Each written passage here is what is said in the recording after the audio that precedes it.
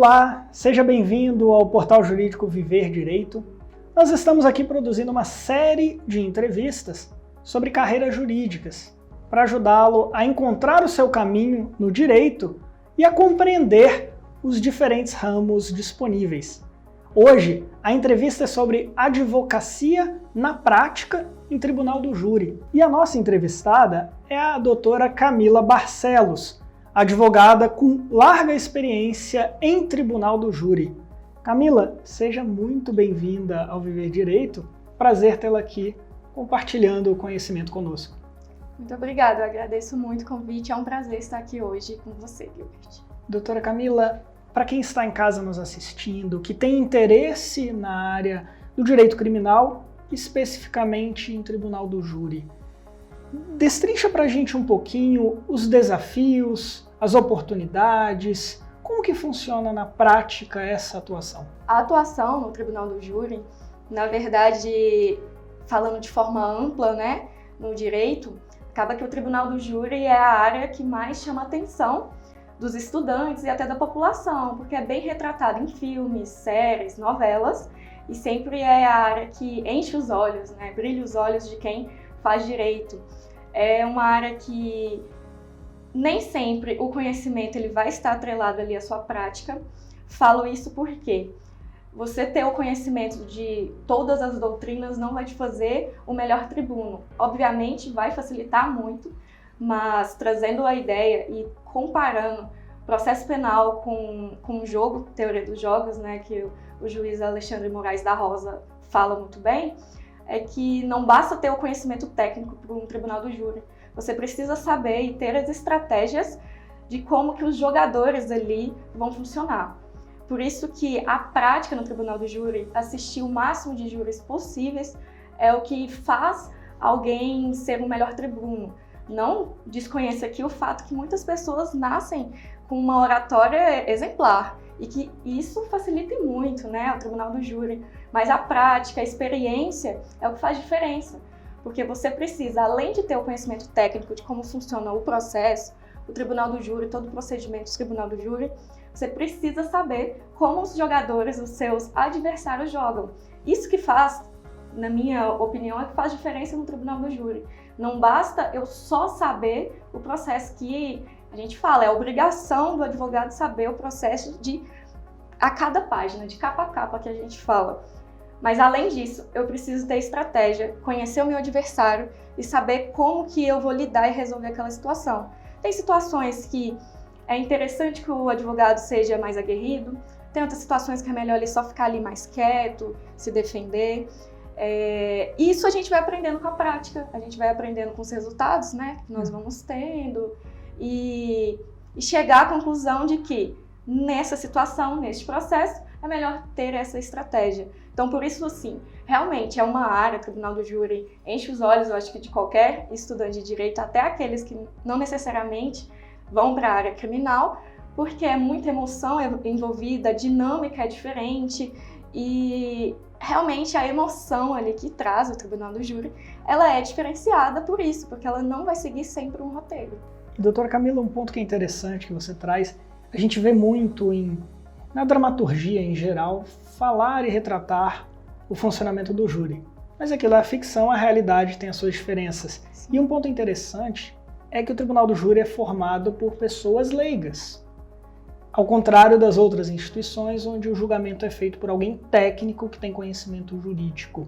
Fala um pouco dessa distinção para a gente da realidade para a ficção e também de como trabalhar o convencimento com alguém que não é especialista no tema. Realmente a diferença ela é absurda, né, entre tratar um processo em que um juiz togado vai decidir e um juiz leigo, né, alguém do povo vai decidir.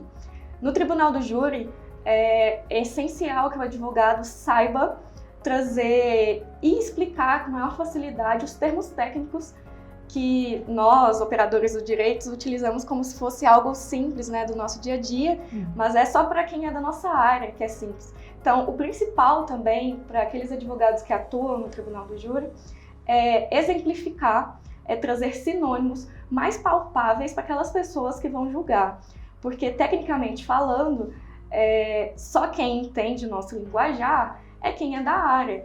E é preciso, um dos motivos que eu sempre falo no Tribunal do Júri é trazer exemplos do dia a dia para você aproximar o jurado da sua linguagem. Não adianta a pessoa ter uma boa oratória, mas ser aquela oratória muito rebuscada e muito técnica, porque o jurado não vai se aproximar. Então, cada vez mais é importante ter uma linguagem mais popular, sim, para o Tribunal do Júri. Isso não quer dizer que seja vulgar a sua linguagem, mas que seja acessível. Eu acho que a palavra correta é uma linguagem acessível para aquele jurado te entender.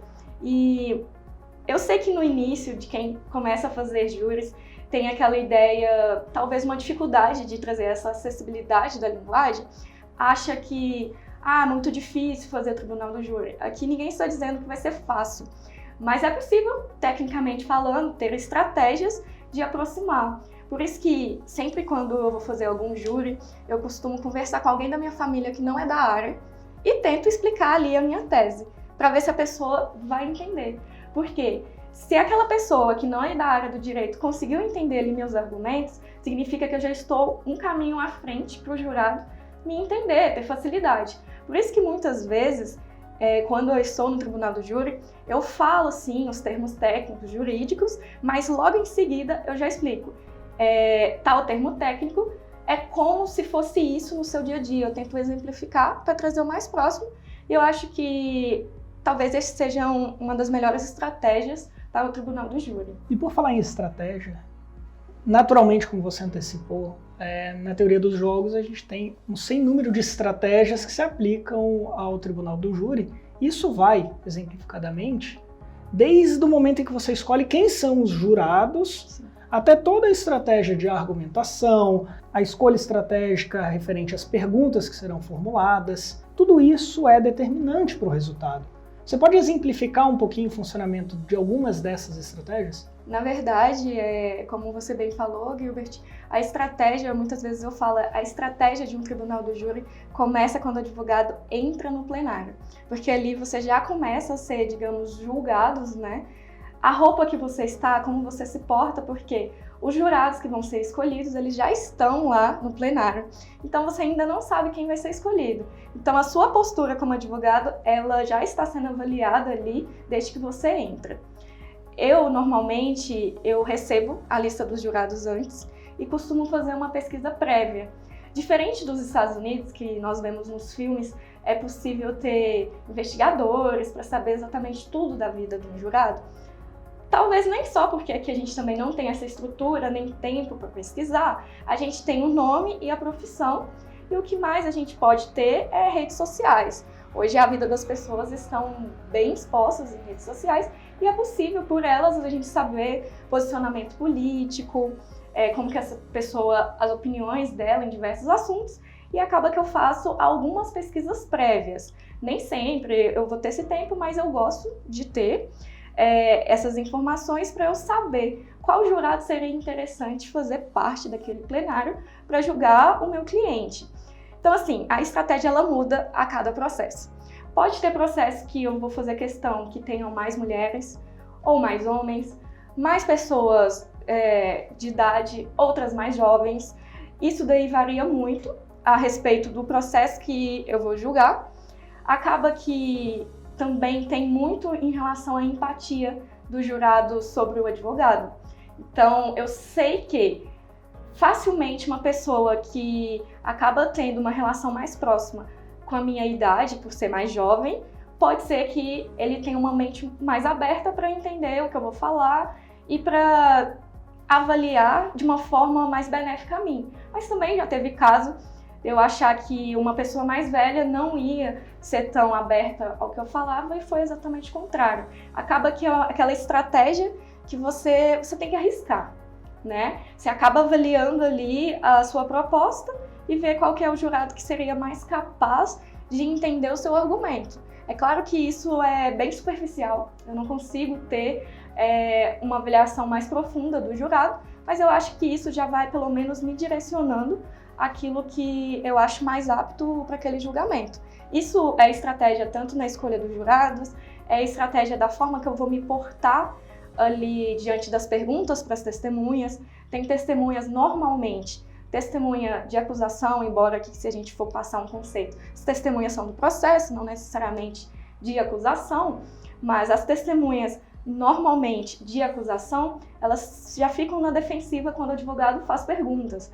O ideal é você ir aos poucos fazendo perguntas para ela não se assustar e nem querer evitar determinadas respostas que pode favorecer o seu cliente, porque ela saiba assim, acho que se eu ajudar aquele advogado, eu posso estar atrapalhando o processo. Então, você tem que ir com mais cuidado, dependendo da parte que o promotor faz com você, você precisa decidir bem rápido a forma que você vai responder ao promotor. Se vai ser de uma forma um pouco mais agressiva, defensiva. Isso faz toda a diferença no tribunal do júri. Falo, cada segundo, cada comportamento no tribunal do júri, ele pode ser decisivo ali para o resultado final. Doutora, um outro ponto que é muito interessante a gente tratar é porque nós sabemos que vivemos em uma sociedade que é um tanto quanto machista, misógina, que infelizmente comete muita violência contra a mulher, desde o âmbito doméstico, o âmbito profissional, social. E a advocacia criminal comumente é retratada como uma área mais masculina. Como é militar na advocacia criminal e militar no tribunal do júri sendo mulher? Compartilhe um pouco pra gente essa experiência prática que você tem. Realmente, a área criminal ainda é muito masculina. Eu até faço determinadas projeções vendo nas salas de aula, nos cursos de direito, a respeito que cada vez mais as salas do curso de direito estão com mais mulheres do que homens. Mas ainda, quando a gente vai para os fóruns, as audiências, nas sustentações que nós vemos tanto no TJ, no STJ, STF, ainda é bem, a maior parte, ainda é muito masculina. No tribunal do júri, especificamente falando, eu, por exemplo, nunca fiz um tribunal do júri em que todos os atores ali, advogada, promotora e juiz, foram todas mulheres. Isso ainda nunca me aconteceu. A atuação da mulher ainda ela é vista com certas reservas. Eu falo, não fui eu que abri esse caminho, eu só estou dando continuidade à caminhada daquelas mulheres que vieram atrás, antes de mim, mas que ainda a gente tem muito a que caminhar. Falo isso porque acontecem diversas vezes argumentações e contra-argumentações contra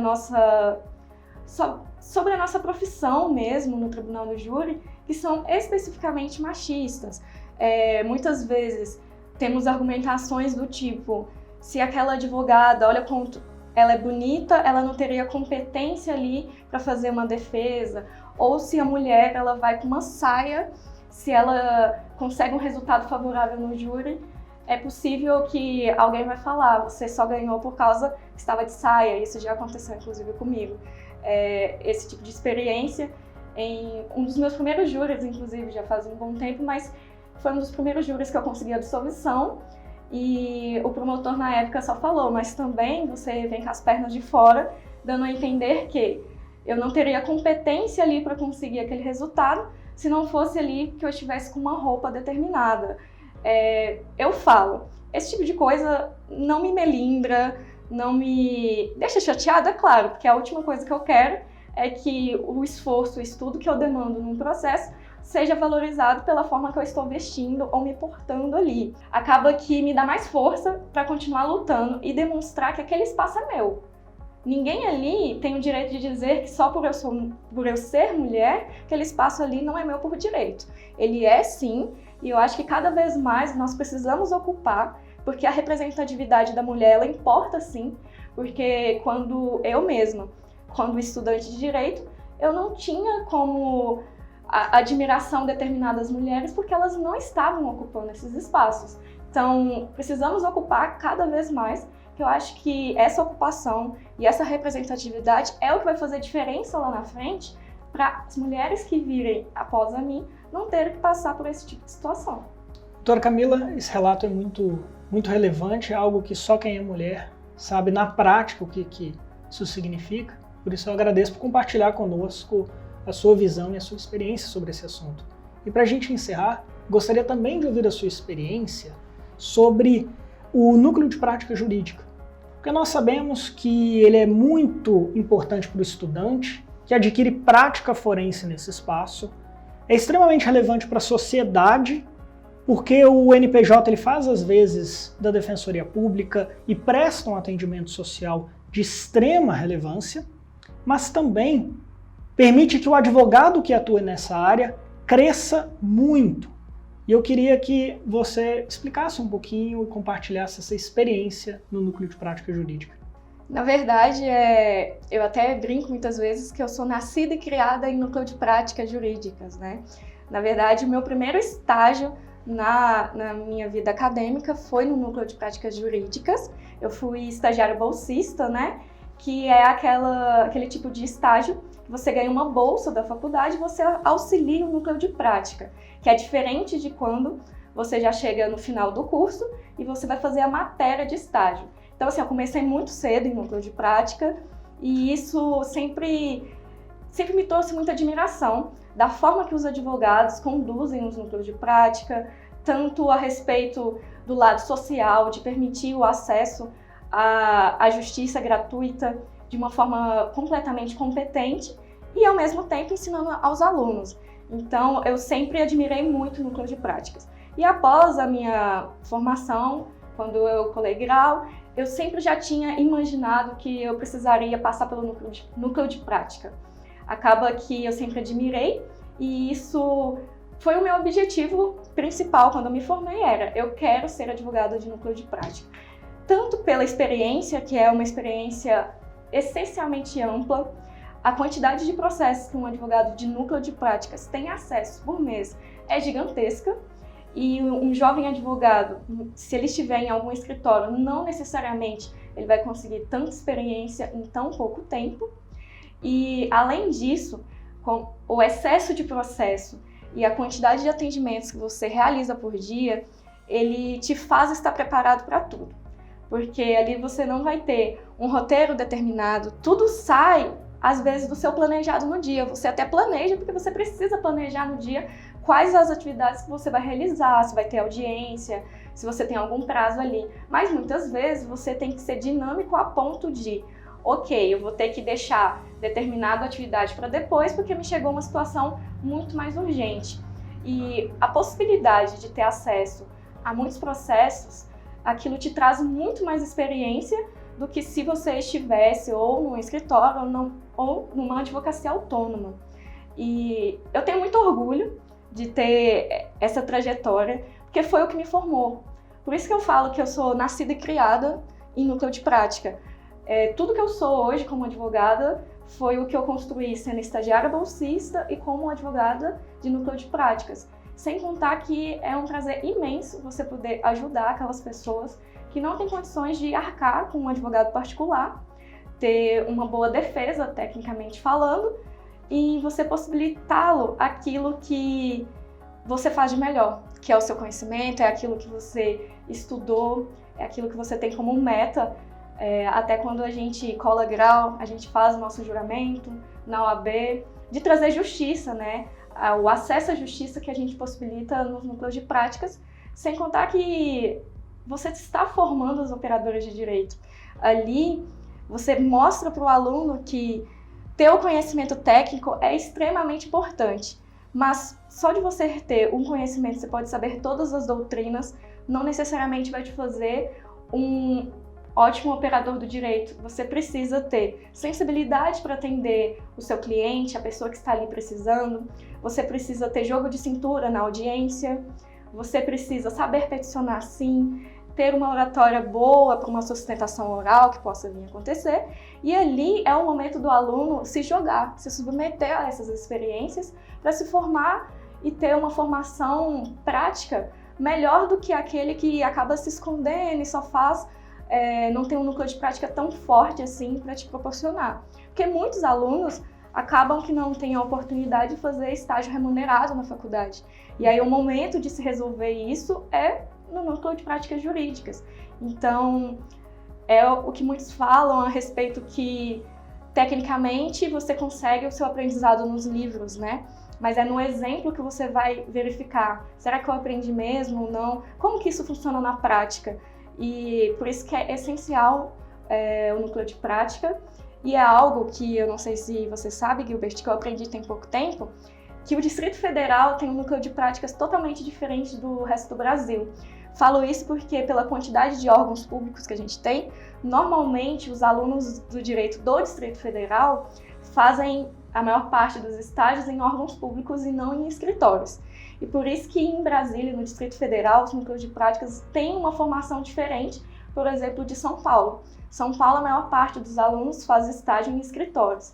E normalmente, nas faculdades de São Paulo, os núcleos de práticas não são tão fortes, porque a prática o aluno acaba recebendo no estágio remunerado e eles utilizam uma forma que aqui não é tão utilizada, mas existe, que é o estágio conveniado, que ele faz o estágio no escritório e apresenta alguns relatórios desse escritório para a faculdade valendo como uma matéria da faculdade de estágio, que é totalmente diferente aqui da gente, porque os alunos acabam tendo mais contato com os órgãos públicos e é no núcleo de práticas jurídicas que tem a maior formação e experiência deles na prática forense. Doutora Camila, muito obrigado por estar aqui conosco hoje, compartilhar o seu conhecimento com quem está em casa nos assistindo.